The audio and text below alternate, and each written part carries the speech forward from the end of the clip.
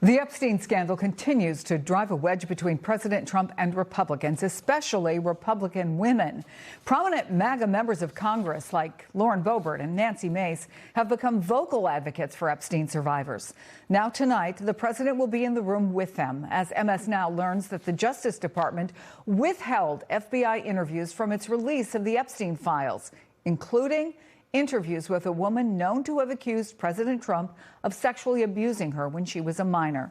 I want to bring in MS Now's Vaughn Hilliard at the White House. Sarah Matthews is former Trump White House Deputy Press Secretary and spokesperson for Home of the Brave. Vaughn, is there any indication at all the president would even mention the Epstein files tonight?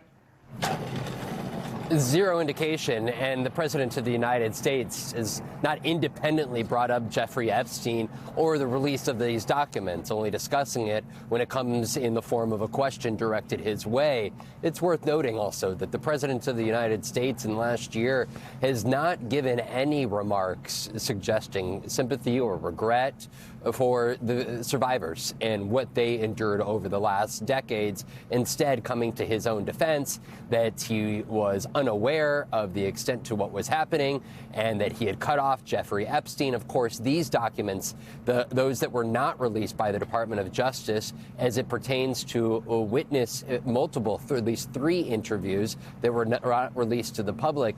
There are questions for the President of the United States heading into the State of the Union address. But the Department of Justice, we should also be clear, Chris, that when they released the trove of documents in their press release, they said that there were sensational and false claims that were untrue that were made against Donald Trump. But when you're looking at the documents that were released as it pertains to the allegations made by this witness who cut off cooperation with the FBI for reasons that are not clear to us, that there was no indication in these documents that at any point the FBI believed this witness to not be credible or gave reason in the documents released to the public beyond a lack of cooperation, beyond the interviews that they initially had, as to why the Department of Justice would be led to put in their formal press release that the allegations made against him were false. So there are more questions than answers here from this new reporting from MS Now. We have reached out to the White House for comment, but have not heard back at this point in time.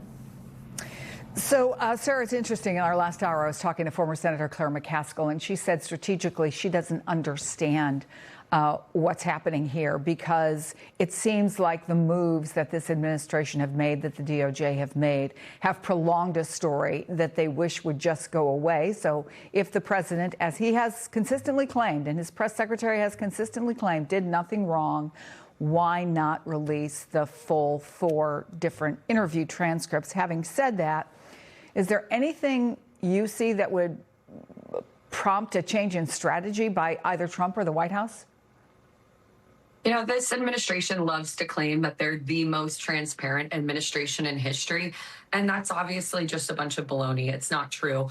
Look, there is no reason as to why you would not publish these 53 pages that NPR discovered were missing in the Epstein files that relate to Trump. And if this was an allegation that he claims has no merit, then why not publish it? Why not let the public see it and make that judgment for themselves? But clearly there is a cover-up happening. I don't think that there's going to be a change in strategy because I think it's coming from the top. I think that Donald Trump is dictating what he wants to happen when it relates to the Epstein files. Look, he tried to bury these files for as long as he could, and it took an act of Congress to force their hand. And the DOJ is still not being transparent with the release of these files. And that's what's really sad about this situation is that the once independent DOJ is no longer independent. We know that Pam Bondi and Todd Blanche are taking their marching orders from Donald Trump, and that there's a reason why these 53 pages were not released to the public, because there is seriously some sort of cover-up happening. And I know that sounds like I have a tinfoil hat on and that I'm making a jump here, but why would they not release these files? It just doesn't make any sense to me. And I think that everyday Americans are going to see that, and that this is going to distract from Trump's State of the Union. So it's just not a smart strategy in general for them politically either, even though morally it should be the right thing and ethically they should be releasing these files to the public, and legally they should, because they are required by law to release these files or give a reason as to why they're being withheld. Yeah, and there was this Economist YouGov poll last week, Sarah, that showed a majority of Americans said they believe Trump is attempting to conceal crimes committed by Epstein. He's got a big speech tonight, big opportunity. But if voters think you've been lying to them, or at the very least not telling them the whole story, how do you fix that? Yeah, the thing is, sometimes the cover up is worse than the crime. So I'm not going to go out here and say that these 53 pages that relate to an accuser of Donald Trump are true. We don't know because we don't have all the facts in front of us, and we don't know what these interviews with the FBI entailed. But the fact that they're doing so much to try to cover it up, I just think that where there's smoke, there's fire, and the American people are smart enough to figure that out for themselves, too. I think that the Trump administration thought that they could push this off, and that Trump thought he could discredit these files, calling them a Democratic hoax and all these things.